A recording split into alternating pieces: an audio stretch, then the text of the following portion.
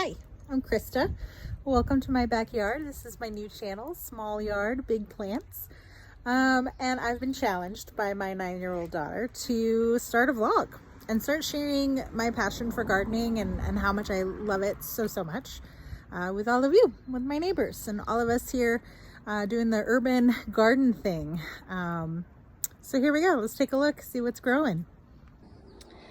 So the first container that I've got going in the backyard here is full of sunflowers. Some little, some big, some teeny tiny little teddy bears here in the back. But they still bring us a lot of joy, even if it's in a container. And right next to that, we have one of my favorites. This is from Bushel and Berry. It's called Raspberry Shortcake. It's a thornless raspberry bush. Container variety. This is on its second year. And look at all of those yummy soon-to-be berries that are just covered on this thing. I think it's going to be a great year. Some nice big ones hiding in there. I don't want to disturb our little spider friends. But yeah, this is a great plant, especially when you have littles running around that just want to eat all the fruit and not get stuck by thorns. So definitely worth checking out. I think I even still have the tag in there. I do. Right there. Here too. So good. And it has not disappointed. They're delicious and definitely prolific, which is great. And then down there we've got a little Daphne, which has not blossomed in 2 years. My husband took it over to make it kind of a bonsai situation. We'll see how that goes. I don't know. Do y'all have Daphne? Does it blossom every year? What am I doing wrong? Probably a lot. But we figured we'd try. And then of course we've got some strawberry towers. And I'll tell you, you know, the stacked towers are fantastic for berries because then all of your things, we don't have a ton of berries on them right now because my kids ate them.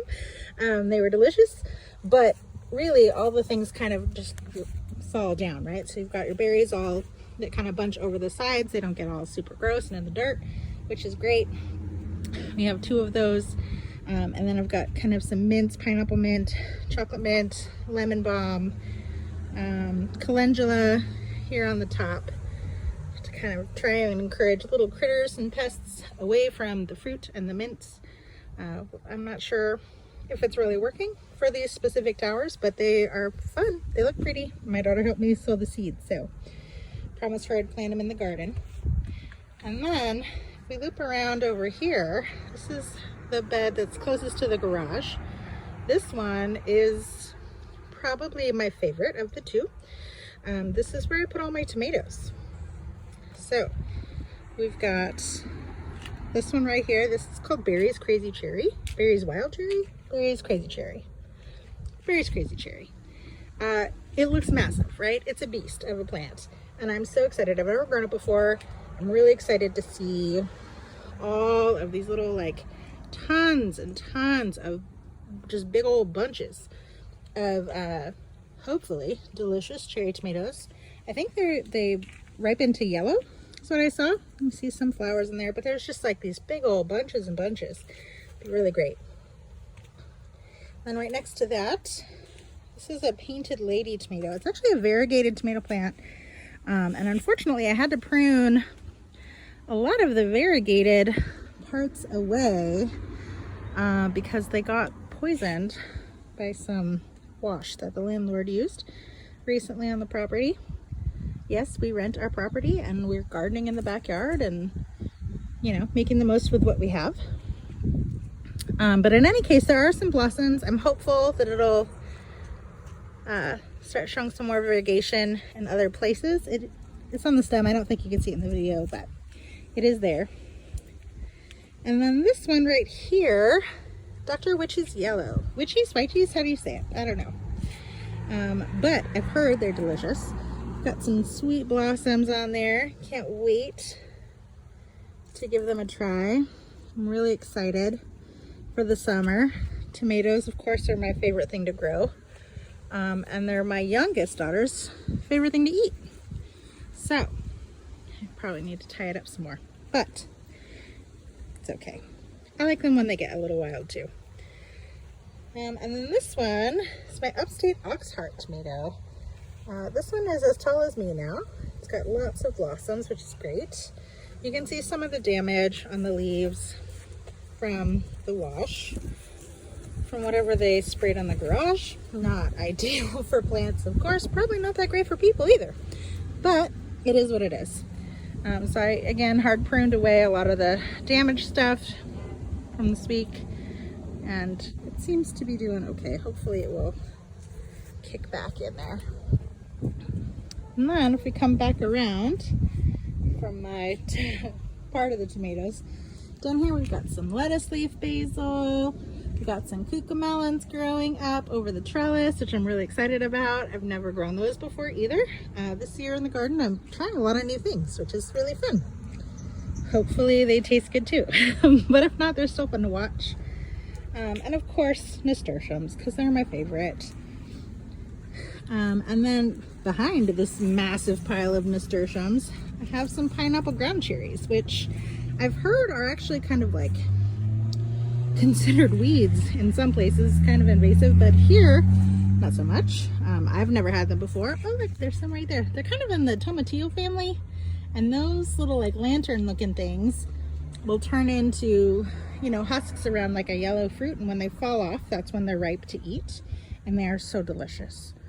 And then kind of tucked in there is a pepper, a variegated pepper variety that I got at the farmer's market a couple weeks ago.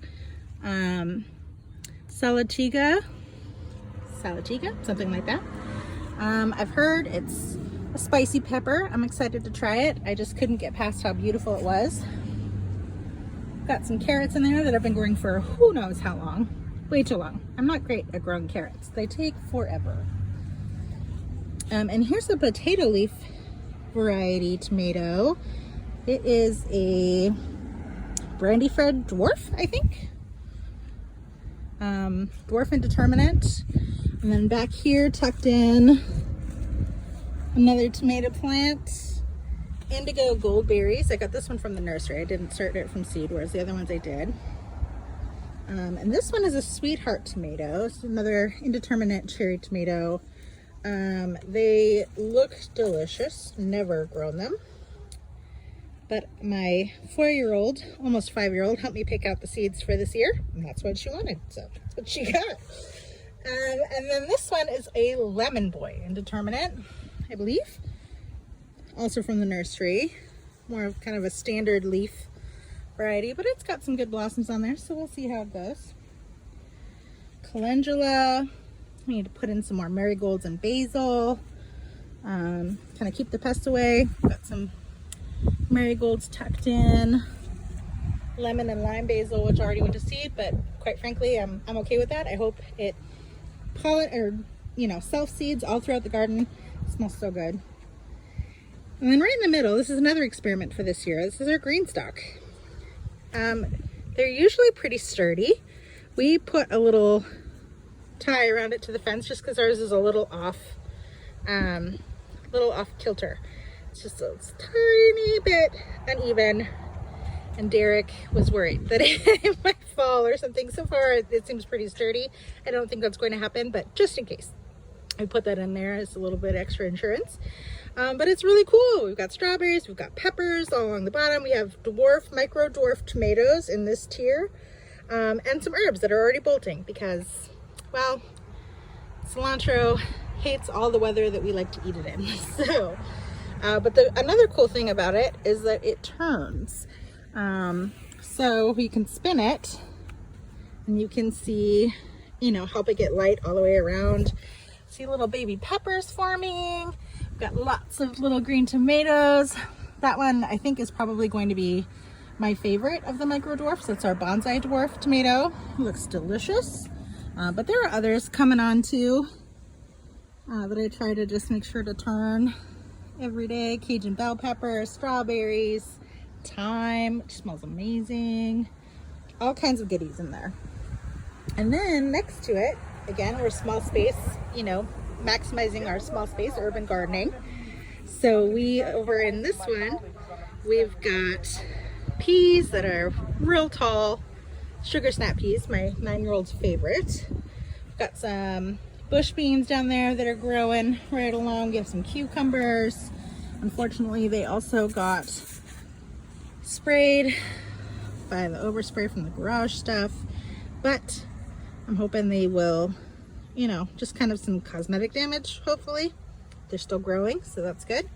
We've got some chamomile back there that's self-sprouted. We've got some zinnias that are growing. Some strawberry blonde calendula, which is just stunning, showing off. Oopsie daisy calendula, I think. It's the yellow orangey one, which is really fun. We've got some Magda squash down there, summer squash. I think we've got some little ones coming, hopefully, yep. And then this one, this little guy, I had to scooch it over from my other tomato bed. This is a Dwarf Beauty King. I had to cut, unfortunately, a lot of it. You can still see some spots from where it got damaged. But another cool thing about this one, look at this right here. This is an emaciated? I have to look up the term. But basically it's a fused blossom. So it's like a bunch of little blossoms all got squished together, and it will produce a tomato or several tomatoes fused together. Sometimes you have to keep an eye on them because they can get diseased or little bugs can crawl in there, maybe not. You might not see them right away. But it can also make for some really cool looking tomatoes. So we'll see how that develops. And we've got some more nasturtiums, which are just beautiful. Whole bunch of poppies. So last winter, sometime during the winter, I came through both empty beds and I sprinkled a whole bunch of poppy seeds. Now, there are no poppies that germinated in that side of the bed, or that first garden bed.